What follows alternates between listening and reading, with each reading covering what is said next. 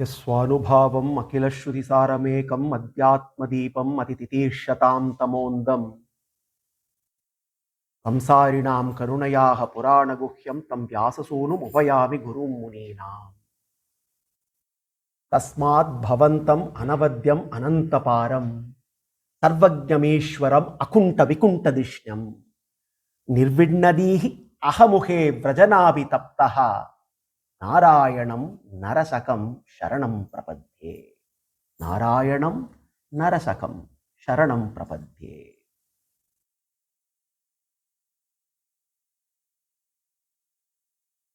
11th skanda of Srimad Bhagavatam contains the crown jewel which is celebrated as Uddhava Gita. There are multiple Gitas within Uddhava Gita. Uddhava Gita, as we have seen, is a glorious samvada between Bhagavan and his dearest bhakta Uddhava. Uddhava Gita is not just another dialogue. Uddhava Gita is an orchestration of separation that triggers a beautiful journey of transformation in the seeker. Uddhava Gita begins with love's pain and ends with love's perfection. We have started relishing Uddhava Gita. We have seen the context for Uddhava Gita. Uddhava Gita consists of 23 chapters, longer than Bhagavad Gita. It's a lot more expansive in terms of detail on various topics. And also it has a nest of conversations within as well. So we have seen the context for Uddhava Gita. We also started our deep dive of the Uddhava Gita by relishing Avadhuta Gita. We saw the conversation between King Yadu and Avadhuta Brahmana. So this is one of those conversations narrated by Krishna to Uddhava. Bhagavatam is a conversation within conversation. No, it's a series of a nest of conversations, one conversation within the other. So Uddhava Gita is a conversation, and within this conversation, we will see several conversations. And Krishna narrates the conversation between Avadhuta Brahmana and King Yadu, which is what is celebrated as Avadhuta Gita. Now, I was thinking that it is only appropriate that before we further deep dive into Uddhava Gita, we must understand the structure of Uddhava Gita. Because unlike Bhagavad Gita, which has a very easy to understand structure, Bhagavad Gita is structured very well.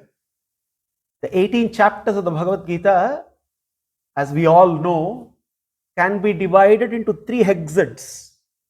Each hexad centers around a particular theme. And we see a beautiful flow through the Gita, through the 18 chapters. And when we understand the structure and the flow, it becomes also easier for us to understand the context for a particular topic. So before proceeding our deep dive into Uddhava Gita, I thought it is important for us to look at the big picture of the Uddhava Gita, the 23 chapters, what they are. It is not easy to put a structure around the 23 chapters. But there is a structure. Obviously, Krishna, as we have seen, is a master when it comes to communicating his messages. So just like how he follows a flow, a structure in the Bhagavad Gita, there is also a structure in the Uddhava Gita.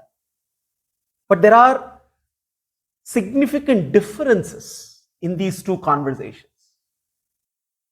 So maybe it's also worthwhile for us, as we relish Uddhava Gita, to keep contrasting it with Bhagavad Gita. Now, when we look at the context, we all know the context for Bhagavad Gita. The context for Bhagavad Gita is the battle of Kurukshetra. The battle of Kurukshetra, there is a crisis. The crisis is a context, crisis of action. The context for Uddhava Gita is also a crisis of separation. Crisis of action is the context for Bhagavad Gita. Crisis of separation is the context for Uddhava Gita. In the case of Bhagavad Gita, what is the seeker's state? What was the state of Arjuna on the battlefield of Kurukshetra? Arjuna is paralyzed between duty and emotion. We see a similar kind of paralysis that Uddhava is subject to, but it's a slightly different kind of paralysis. Uddhava is torn between knowledge and devotion. Uddhava is a Mahajnani. Uddhava is not an ordinary person. He is a Mahajnani. He knows Bhagavan is omnipresent. He knows Krishna is everywhere. But still, he is torn by separation of Krishna. Krishna going away, he is unable to reconcile the fact. That is what is devotion, bhakti. There is a war between knowledge and devotion. In the case of Arjuna, he is torn between action and his emotions because of his attachments. Uddhava's case is so very different. He is torn between knowledge and devotion. So that is the reason why we also are going to see the treatment that Krishna is going to give to Uddhava is so very different the treatment that he gave to Arjuna. Now, what is the starting point in the Gita?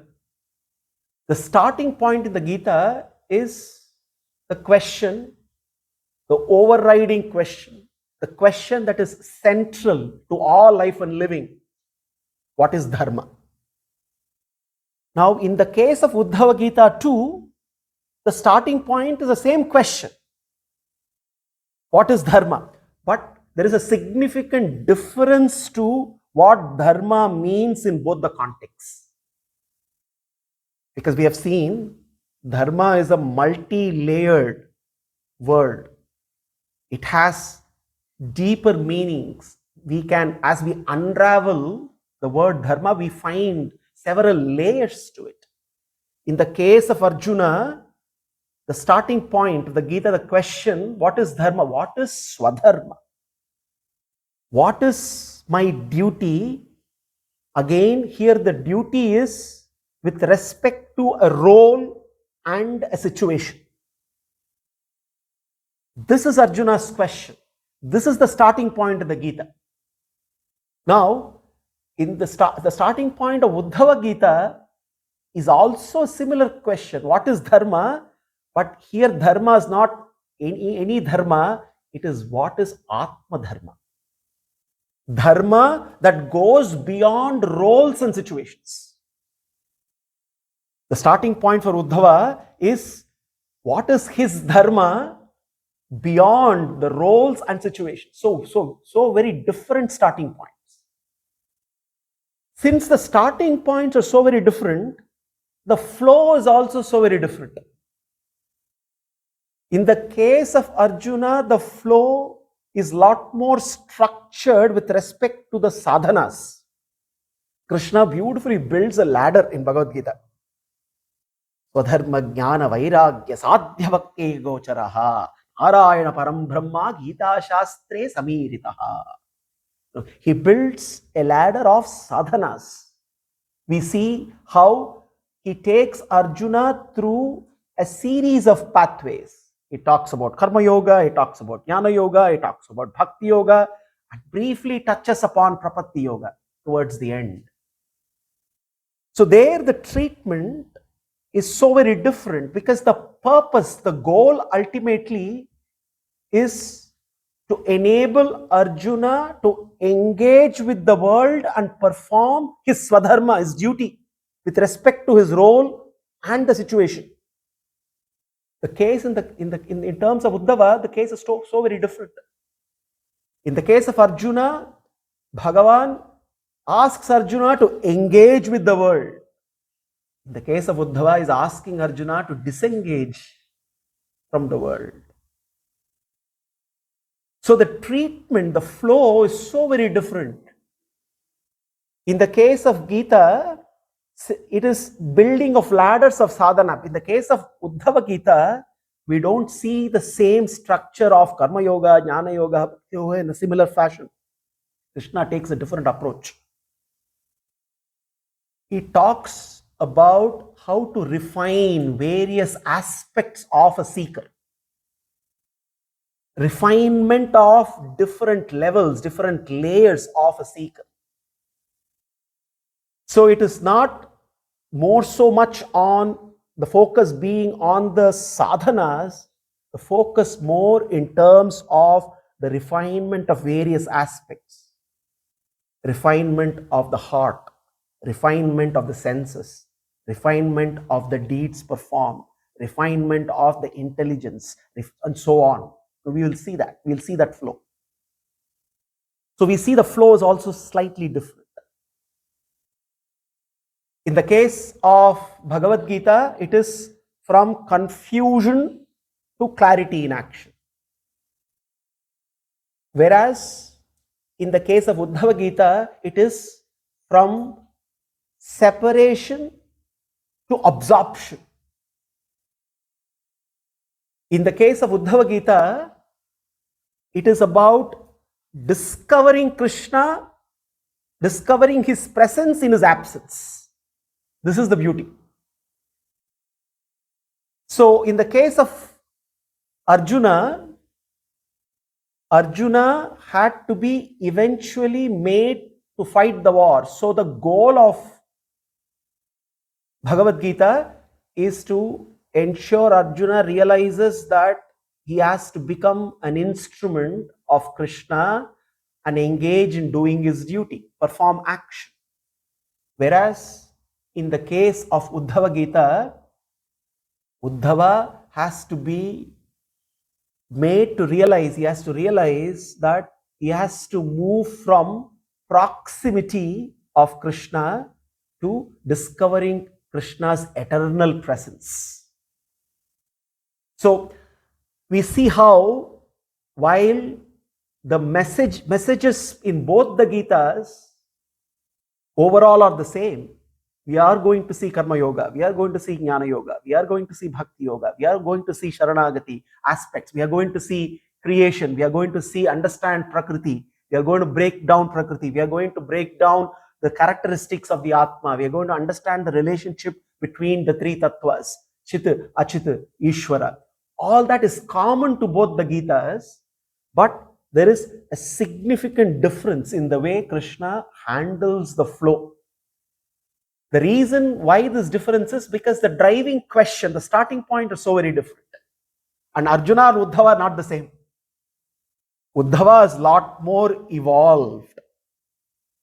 And in many ways, it is better to approach Uddhava Gita after completing Bhagavad Gita.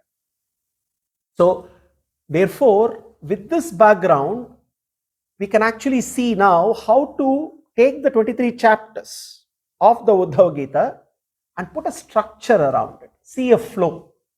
Now, there are possibly many ways to put a structure to Uddhava Gita. We will see one way of structuring the Uddhava Gita, and just like how there are 3 segments in the Bhagavad Gita, we can look at Uddhava Gita as 10 segments. Now, these 10 segments or 10 stages we can see.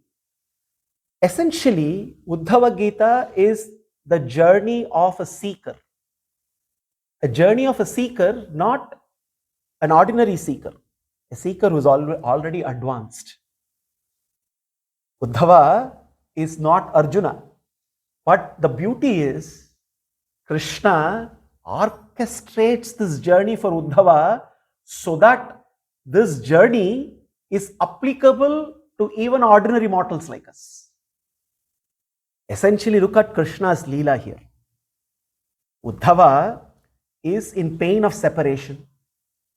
So the first stage is the stirring of the longing.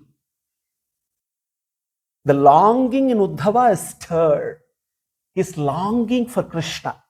Uddhava is unable to bear the separation. And this inability to bear the separation becomes a doorway for realization. Krishna's Leela here is, he orchestrates the separation for a reason. Because why? The journey has to begin in Krishna's absence, not in his presence. And the journey eventually has to discover his presence. Now, Uddhava is also made to go through a journey where he gets separated from Krishna, and this separation only strengthens his longing to attain Krishna. We too are separated from him. But this separation, do we feel the pain of the separation, is a question to ask. We are rejoicing life, forgetful of Krishna. Now, this the root cause of all our ills is this spiritual amnesia. That's our disease.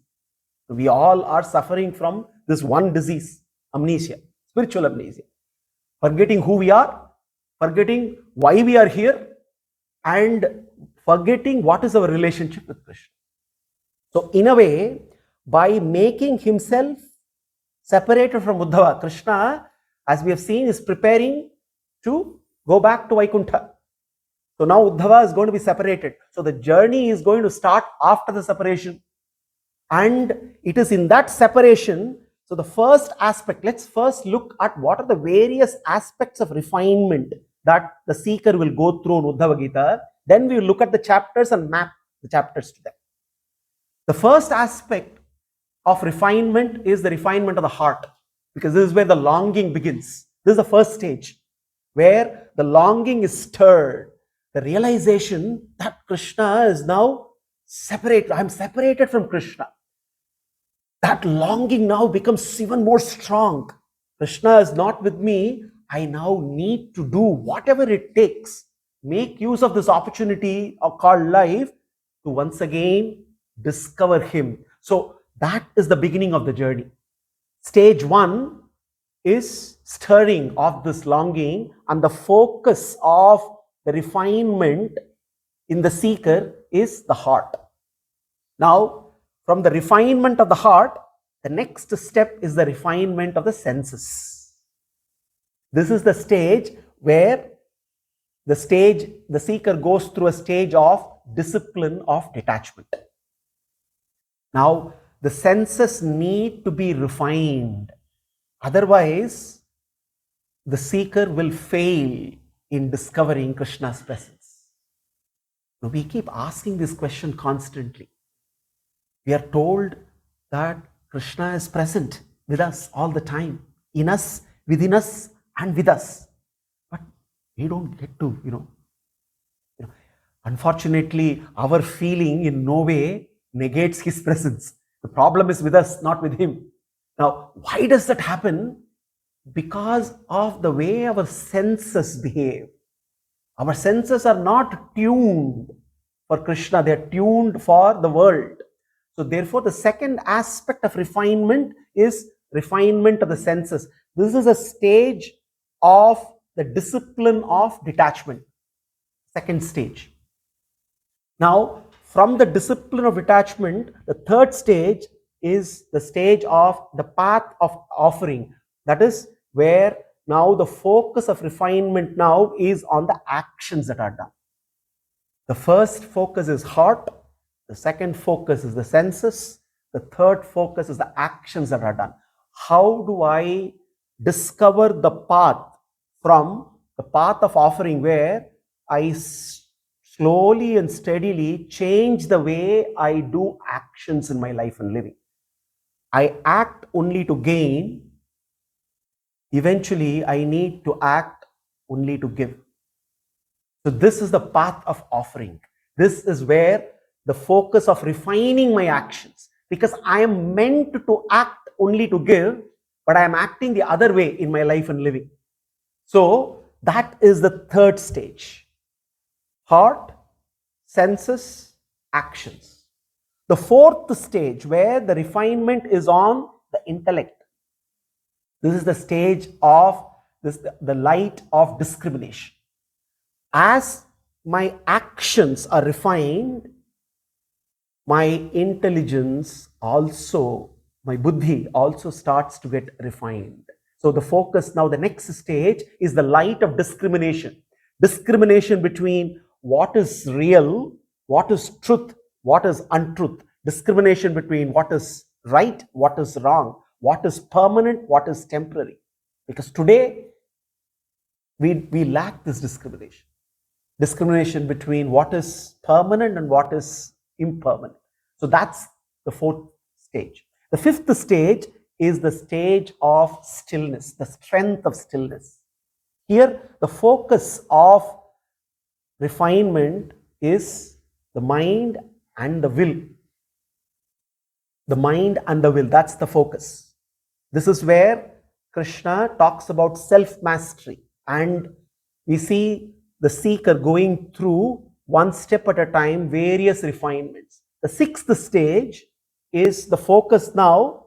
Until now, the focus has been on refinement to bring inner harmony.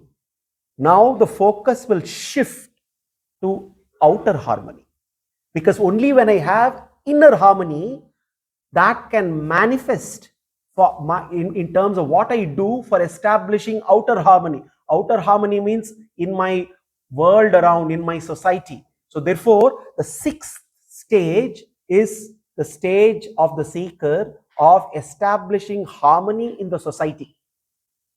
Because when we talk of dharma, there is dharma which brings order within, there is dharma which brings order without.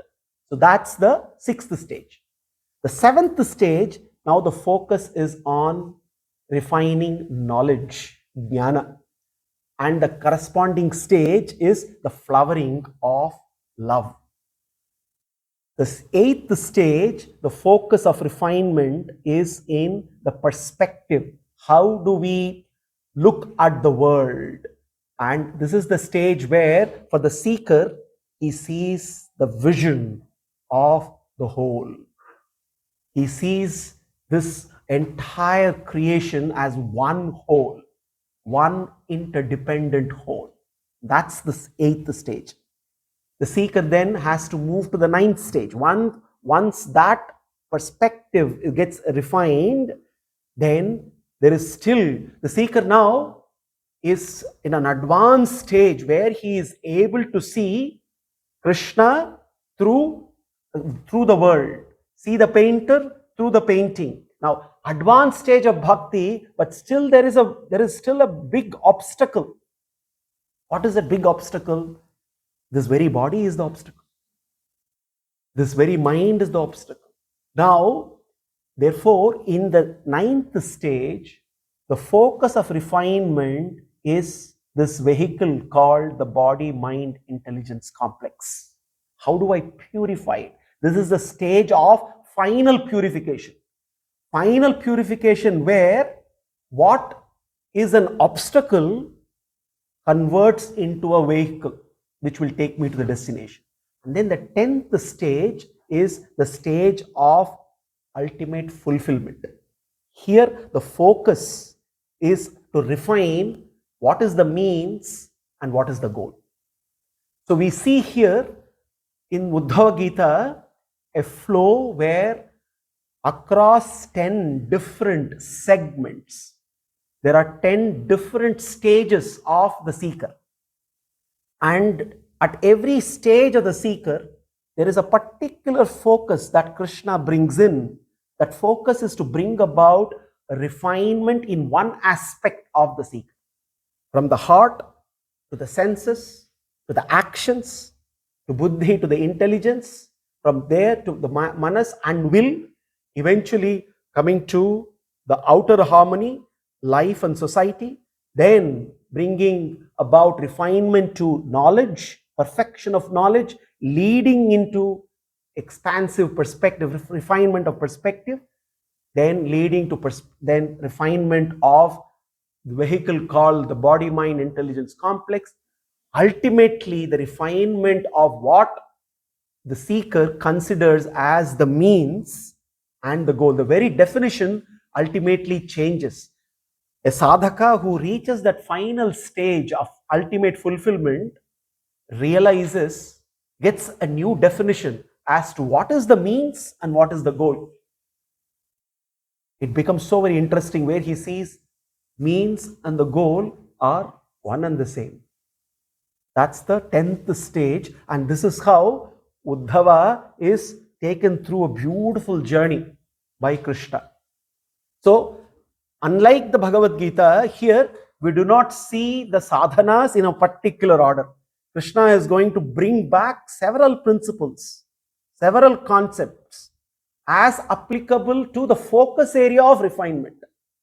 Here the focus area is refining a particular aspect of the seeker, depending on the stage of the seeker. So every time we look at a particular chapter of the Uddhava Gita, we must map it to what stage it refers to, of the stage of a seeker in the journey. So now let us look at the 23 chapters and see how these 23 chapters are mapped to these 10 stages. So unlike 3 shadgas there are 10 stages here, right? So because every chapter also is so very deep. Krishna goes, it gives a very elongated, expansive explanation of concepts. So we see a lot that we can take, but at the same time, obviously, 700 shlokas, they took 10 years. We cannot do the same treatment with Uddhava Gita. So somewhere we need to kind of combine Krishna's teachings and look at them holistically as under one particular topic. So when we look at the first 3 chapters, chapter 7, chapter 8, and chapter 9. These are the first 3 chapters because Uddhava Gita begins from 7th chapter of the 11th skanda. The 7th chapter is where we can call it as the last teaching of Krishna, the beginning of the last teaching, setting the stage. That's where it begins. Now, 8th and from 7th chapter, 8th and 9th chapter, all put together, we see Avadhuta Gita, where Krishna talks about the 24 teachers, the 24 gurus. The message is very clear. The wise see the world not as a distraction, but as instruction. This is a very important lesson that Krishna gives through Avadhuta Gita. So chapter 7, set where the context is set, is the first stage. What is the first stage? The first stage is stage of the seeker, the stirring of the longing for Krishna. It is here that we see Uddhava's longing is stirred. He gets to know Krishna is preparing to leave. So now that pain of separation now is used. Very important to understand here. Pain in life need not be seen as a flaw. For us, pain is a flaw. But Uddhava teaches one very important lesson for us. Pain in life need not be seen as a flaw. It must rather be seen as a laboratory for transformation. For Uddhava, it was a lab. He was in pain. Our pain and Uddhava's pain are different. Uddhava's pain is pain of separation from Krishna. But what is important to understand is it is that separation. We also have seen this earlier, the Virahatapa of Gopikas. So Uddhava has already learnt from the Gopikas. So therefore Uddhava is also in that advanced stage of the Gopikas. He cannot bear that separation, but in Krishna's blissful presence, he is able to transform that pain of separation into a lab for transformation. He starts to now seek, because now he knows that Krishna is going to leave. Therefore, Krishna's proximity is going to be lost, but his presence is not going to be lost. So this is essentially the teaching of the Uddhava Gita. Because until then, Krishna was there in proximity. Uddhava was able to see Krishna in proximity. Now Krishna is going to go away, but how to still continue to see Krishna, see his presence, it is a lesson for us, because obviously we cannot experience Krishna in proximity now. To experience Krishna in proximity, we need to go through this journey, this 10 stages, and eventually, but in this journey, we can actually see his presence, discover his presence. So therefore, the roadmap, the separation becomes a doorway to realization. So that's the first stage. So chapter 7 sets that context. That's the first part of chapter 7. Then 8 and 9 together with 7, together we see is the conversation between Yadu and Avadhuta Brahmana. This represents the second stage. What is the second stage? The discipline of detachment. Krishna straight away jumps into what he taught Arjuna in the 18th chapter, sannyasa and tyaga. But here, through Avadhuta Brahmana, Avadhuta Gita, chapters 7, 8 and 9, the seeker's stage of the discipline of detachment is taken up through various brilliant examples, where Krishna says, you don't need to learn detachment going through any other process.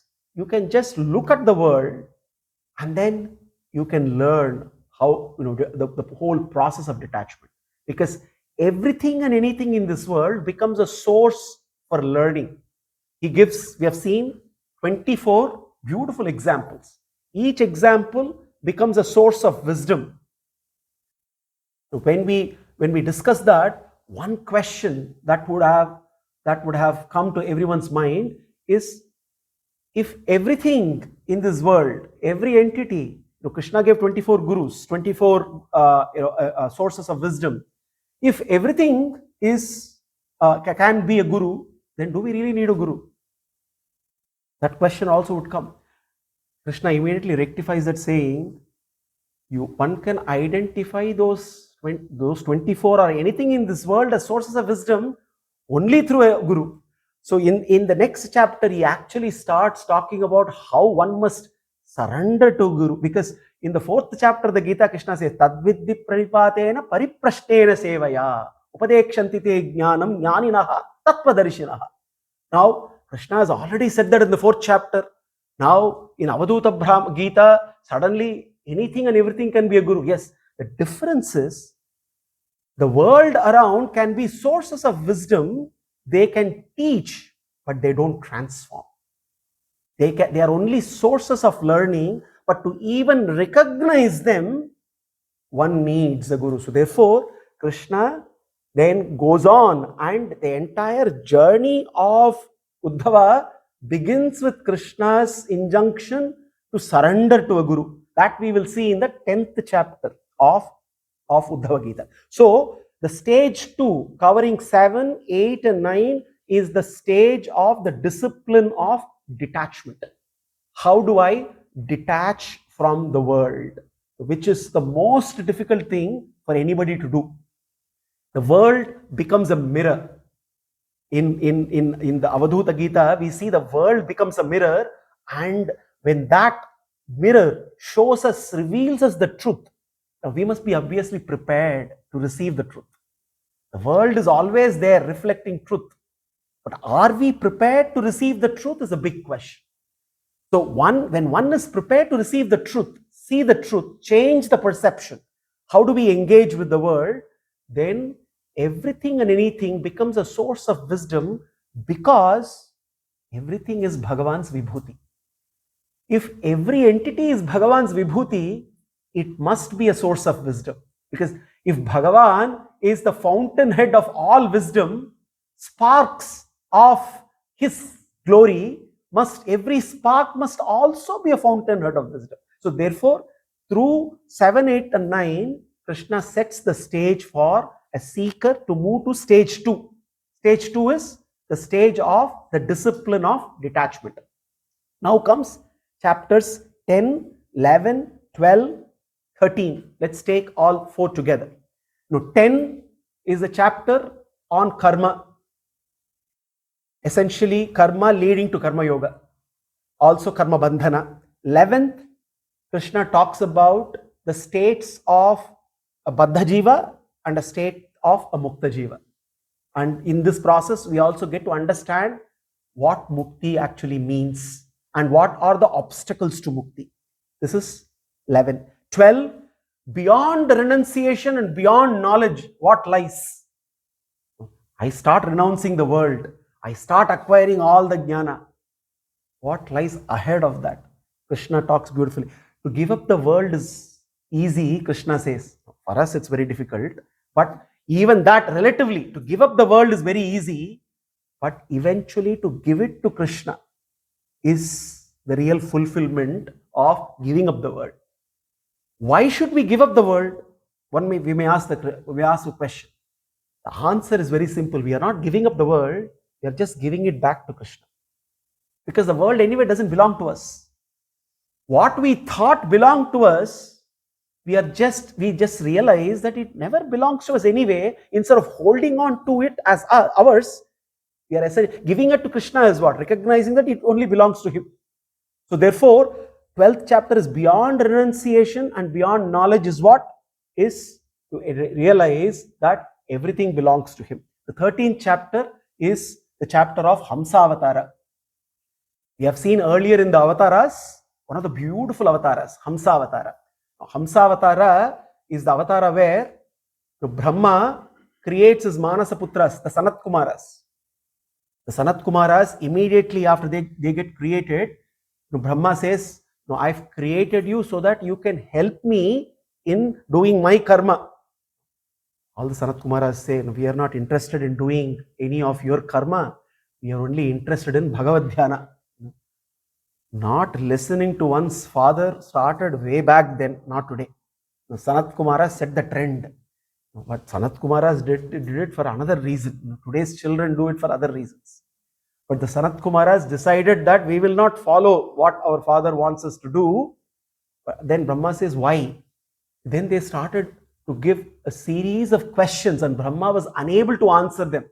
Brahma was baffled. How do I now answer the questions of these Sanat Kumaras?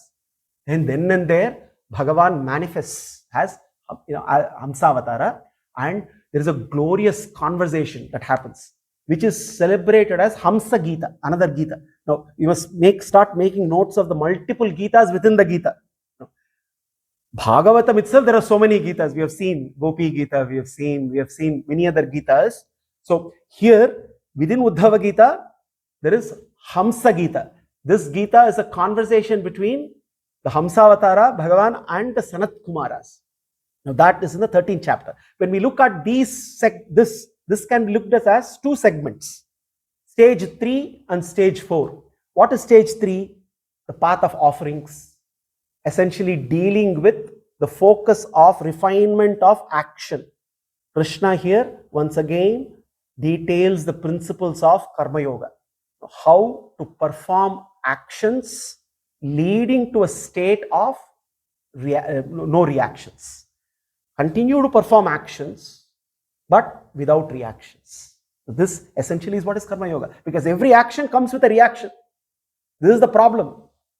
The moment we stop the reaction part of the action, then we are performing Nishkama Karma.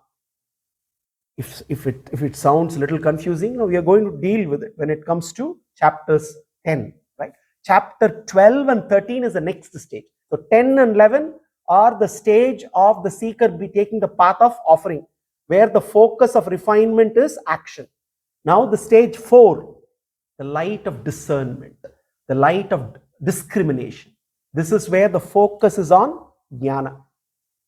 Perfection of, the focus is not jnana, focus is on will, focus is on the mind. Should I renounce action or should I consecrate action? This is These are two seemingly conflicting pathways available to me. So here in the fourth stage, the light of discrimination comes in. Krishna here takes up how one continues on the pathway of action, and at the same time one can also renounce. So renunciation is inward renunciation. That's the fourth stage. So 10, 11, 12 and 13. So 12 and 13 is the segment which deals with the refinement of the will, where is the crossroads of renunciation and knowledge. On the one hand, I renounce the world, and on the other hand, I also acquire the right knowledge. What next? What next is, how do I now translate this in doing my duty vis-a-vis the society in which I live? Because ultimately, I am living in a society. Therefore, when I say I have to continue to do my dharma is also to not only maintain inner order, I also have to contribute to outer order in society. So this is where Krishna at length talks about Varnashrama Dharma. Varnashrama, in the case of Bhagavad Gita, we see Varna Dharma. There is a detailed account on Varna Dharma. We spent a lot of time on Varna Dharma. We did not spend too much time on Ashrama Dharma. Krishna did not talk about Ashrama Dharma in Bhagavad Gita. But in Uddhava Gita, he talks of both Varna Dharma and Ashrama Dharma. In the case of Varna Dharma, it is individual upliftment. Varna Dharma is essentially about how do I do my duty and uplift myself spiritually. When we talk about Brahmana, Vaishya, Shudra, Kshatriyas, this is not a hierarchy which to discriminate. It is essentially a gradation of spiritual elevation of consciousness. Anybody can aspire to become a Guna Brahmana. This is what Krishna teaches in the Gita. So similarly, even when it comes to the Ashrama Dharma, we must understand why Ashrama Dharma is so very important for maintaining harmony in society. When Ashrama Dharma works perfectly, there is perfect order and harmony in society. So what we see in chapters 17 and 18, Krishna talks about Varnashrama Dharma. 14 and 16, the fifth stage. What is the fifth stage? The fifth stage is the strength of stillness and the signs of inner mastery, where one is looking at how do I strengthen my will, how do I master my senses, my mind, how do I get the hierarchy right. Yoga essentially is to ensure that your senses start to obey you. That is when yoga really makes sense. We keep saying I keep doing yoga, but if I keep doing yoga, if my senses don't listen to me, then that yoga is not fruitful. So chapter 14 is yoga as inner mastery. Chapter 15 is when one does yoga, especially Ashtanga yoga, one gains a lot of powers, a lot of siddhis. But Krishna says those powers are only sources of distraction. Those powers distract. It is only recognizing his presence within that really brings peace. So it is not about gaining powers for the body, mind and intelligence. It is eventually discovering his presence. That is the final objective of yoga. So 14 and 15 chapters deal with yoga and yoga sadhanas. 16th chapter deals with the Kalyana Gunas, Bhagavan's opulences. So there it is about knowing his greatness. And when we know his greatness, even our smallness becomes our strength. Until we know his greatness, we are worried to know our smallness. We do not accept it. We don't easily accept that I am irrelevant in this cosmos. Very difficult to accept that. Because in our world, I am right at the center. I am so very important. Without me, the world will not move. That's what we think. But with me or without me, everything is going on the way it should be. It happened in the past, it's going to happen in the future. But the moment we know Bhagavan's greatness, our smallness doesn't bother us anymore. It actually becomes our strength. So therefore, in the 16th chapter, Krishna talks about his own Kalyana Gunas. He establishes his greatness. And in that process, he also gives us a source of strength. The 17th chapter and 18th chapter are Varnashrama Dharmas, a detailed account of analysis. So in this 14, 16, 17, 18, Krishna covers two stages of the seeker. Stage 5, stage 6. What is stage 5? The strength of stillness, which is essentially the focus of refining the mind and the will. Stage 6 is the harmony of Dharma, where the focus is on life and society, outer order. Then chapters 19, 20, 21, 25. Chapter 19, perfection of knowledge. Knowledge leads to what? The more, when I say I become more knowledgeable, what does it actually mean? What should be the culmination of knowledge? Now, the more knowledgeable I become, the more perfection my knowledge achieves, it must lead me to the lotus feet of Bhagavan. Ultimately, more knowledge we get, more humble we must become. If the knowledge is only boosting our ego, that knowledge is useless tinsel. Therefore, perfection of knowledge is when my head starts to go lower and lower and lower. Knowledge keeps growing, my head is going down and down until it goes and fixes to the lotus feet. That is the perfection of knowledge. Chapter 19. Chapter 20. Bhakti surpasses knowledge and detachment. Love alone completes. Without loving devotion to Bhagavan, anything and life becomes dry. So therefore, in 20, Krishna starts to bring in Bhakti Yoga. He has already covered Karma Yoga and Jnana Yoga already. Now, what is 19 and 20 together? It refers to stage 7, which is the flowering of love. Here, the refinement is the aspect of knowledge that one's gained. The revelation of true knowledge. It is the heart of Bhakti. So, 19 and 20 cover this particular stage of the seeker, stage 7. Then 21 to 25. 21, Krishna talks about the various Vedic paths that lead to various goals. He covers Karma Kanda, Jnana Kanda, and he essentially talks about how the Vedas show various pathways to reach various goals. That is chapter 21. In 22, he then takes up on the topic of how creation happens. He looks at the breaking down creation, the process of creation. He looks at the building blocks of creation. The cosmic canvas is once again painted, right? That, and then in 23 chapter, he talks about Avanti Brahmana. This is again this Gita, another Gita here. This is the Brahmana from Avanti. His teachings are called Bhikshu Gita. Bhikshu Gita is a beautiful short Gita where the Avanti Brahmana is talking about how do I endure the forces of dualities in life. Essentially the same question that we all ask. We are subject to dualities that are inescapable. I am subject to these two forces all the time. How do I endure them? And eventually, how do I surrender? So that Avanti Brahmana's teachings which is called Bhikshu Gita, is in chapter 23. Chapter 24 is Sankhya Yoga, the philosophy of Sankhya, where Krishna breaks down the 24 tattvas and he teaches how do I understand the Achit Tattva.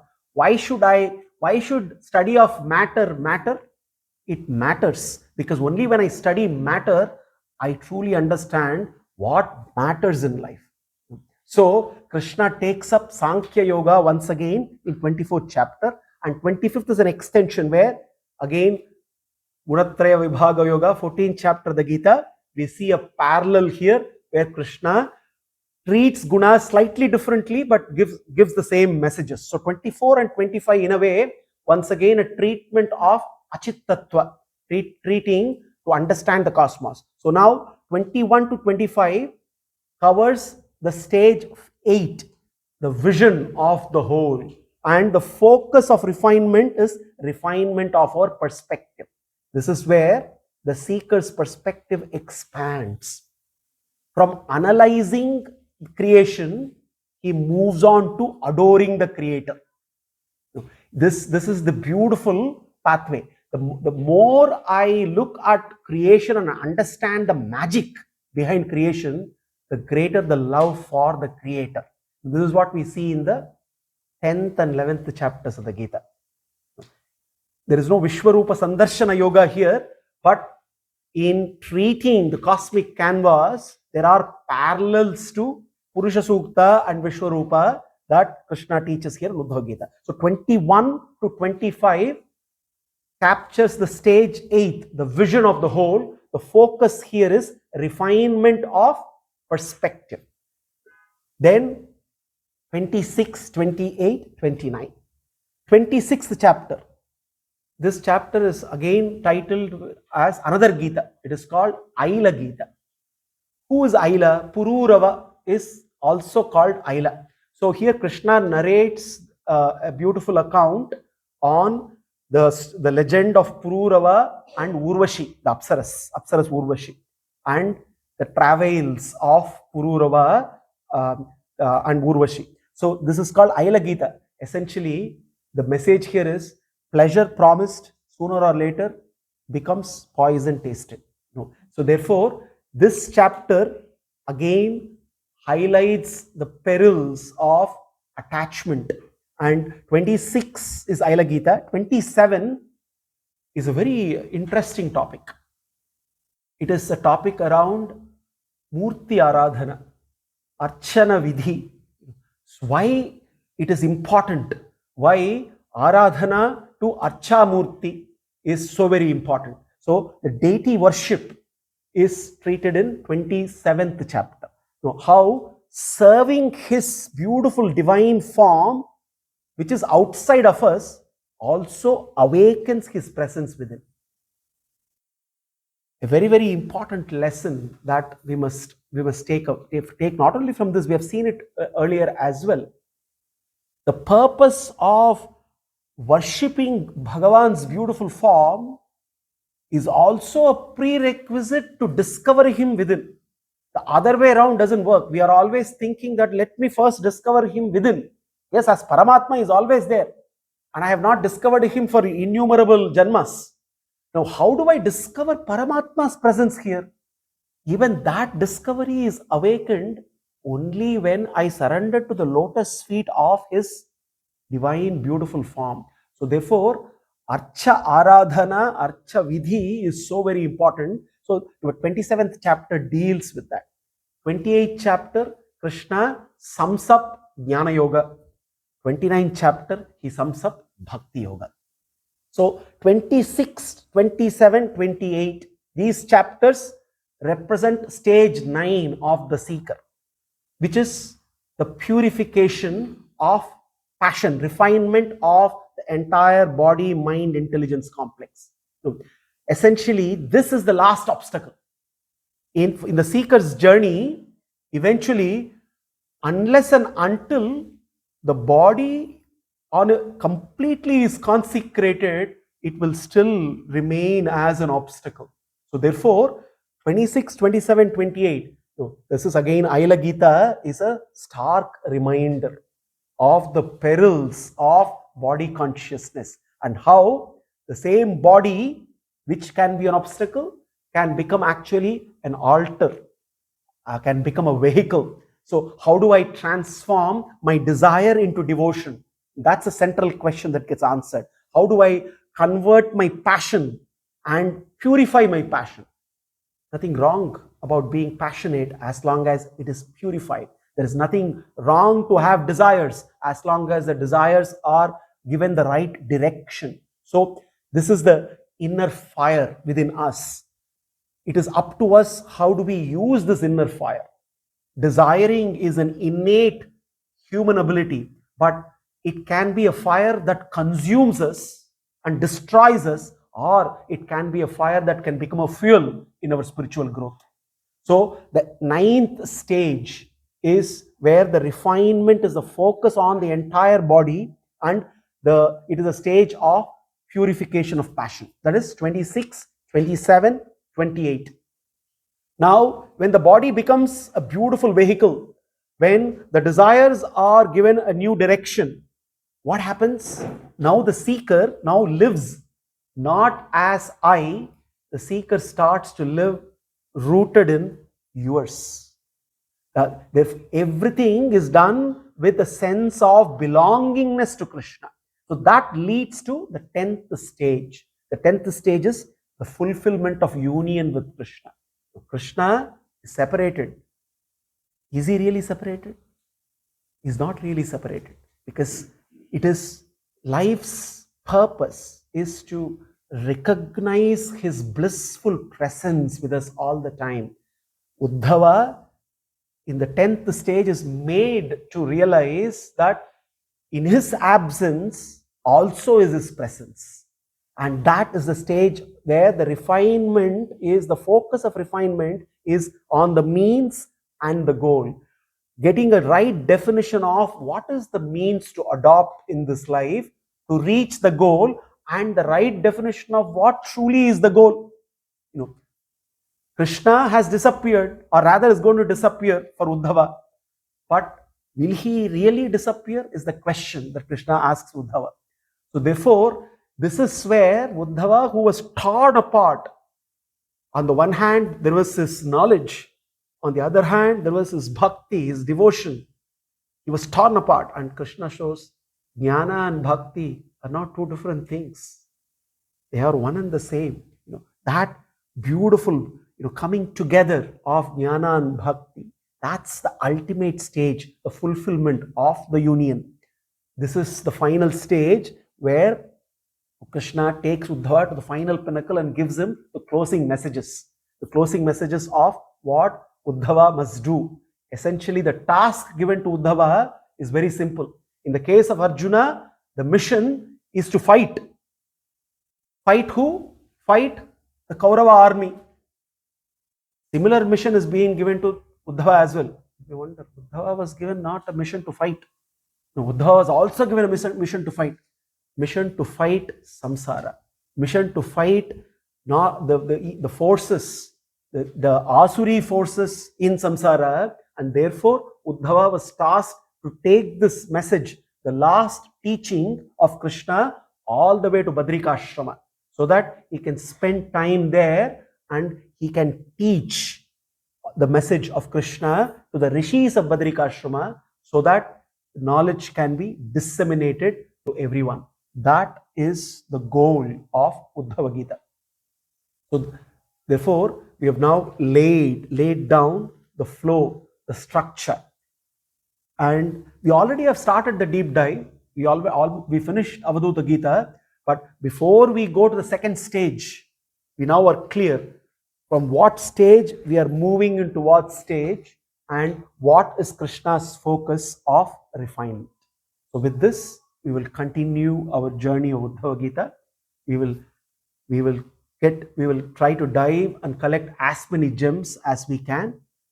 Krishna willing, we will have an enriching journey of discovery of Uddhava's experience. Now, what is important in Uddhava Gita is we must not forget Uddhava's experience as Krishna keeps teaching. Now, in the case of Arjuna, Arjuna was a great listener. He was absorbed, he was listening to Krishna, but the teaching was a lot more universal. So Krishna was using Arjuna as a vyaja, and he was actually teaching the whole world. There's a slight difference in Uddhava Gita. Uddhava Gita is actually a one-to-one teaching. It is Krishna teaching Uddhava. That is the reason why Uddhava Gita many times is considered a lot more secretive, and it is passed on through an Acharya Sishya Parampara. In the case of Arjuna, Arjuna was only a vyaja. Everything that Krishna said was applicable to everyone. Not in the case of Uddhava Gita. Therefore, we need to, as we go along, many things that Krishna is going to say, we have to take it a little bit carefully because he is speaking to Uddhava. He's not directly speaking to each and every one of us. That's the reason why what Krishna is going to teach, we must map it to the stage of the seeker and then see how we can take the lessons out of it as applicable to us from wherever we are in the 10 stages. All of us are traveling through these 10 stages, but wherever we are, the beauty is Krishna's teachings are eternally relevant. So let us pray that Krishna continues to guide us and continues to illumine our minds so that very complex teaching of Uddhava Gita, we get to get some gems out of it. He has to give us the strength of knowledge. He has to illumine enough so that we can extract gems of wisdom from Uddhava Gita. Jai Sri Krishna.